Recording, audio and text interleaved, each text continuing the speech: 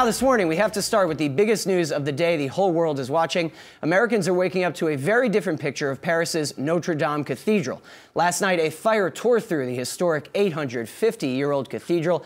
The fire, which is being called a probable accident by investigators, eventually caused the iconic spire to collapse. Now, the blaze was finally contained in the early hours this morning, and President Emmanuel Macron pointed out that the main facade of the cathedral and two bell towers are at least still standing. Now, a number of French companies and French billionaires have already pledged $330 million to help rebuild the cathedral. And joining us with more is the editor-in-chief of Yahoo France, Alexander Delperier. Hi, Alex. Hi. What can you tell us about how the site looks this morning to start? Oh, France was, of course, very surprised and so sad this morning discovering the pictures of Notre Dame from Paris, very dark, very black, with many firemen still working on it. Hopefully, they control the fire from 3 a.m. this morning. So what we can say is that since yesterday, middle of the night, things didn't change, but of course we were all very worried because in the middle of the night, the question was, will Notre Dame de Paris will stand or not? Because all the different opportunities have been imagined in the middle of the night. So hopefully this is not the case this morning. Just to explain you here, this is the opera from Paris, not Notre Dame, of course.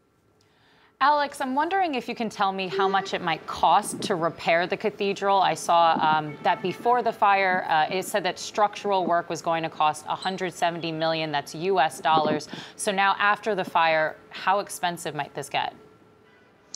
Unfortunately, I think it's quite impossible to answer this question now. It's probably too early. What we know is that it will be, of course, 100,000 million euros. The family Pinault, the family Arnaud already announced they will give 100 million euros, 100 million for Pinault family and 100 for Arnaud family. And of course, there is a meeting right now at the Élysée with the French President Emmanuel Macron to be more aligned on the budget we will need to rebuild Notre Dame from Paris. And we have now to always say thanks to the firemen who worked so hard and who saved so many things which were inside the church, into the cathedral. So many statues, many things like that have been saved and are now near the mayor of Paris office and will be in the Louvre Museum for the next week and probably the next years. Alex, as you mentioned, some notable French companies as well as individuals have pledged to help give money, and that part of it kind of makes this a business story for us. I mean, as Kristen said, the cost of the repairs is probably going to keep rising. Right now, it's only estimates.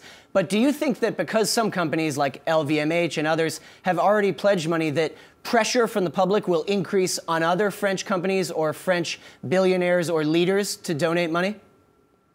It might, but you still have to consider also that yesterday, exactly when the fire started, the French President Emmanuel Macron was supposed to do a live TV show to announce new things for France. As you know, with what we call the Gilets jaunes in France, there is a big pressure on the French president.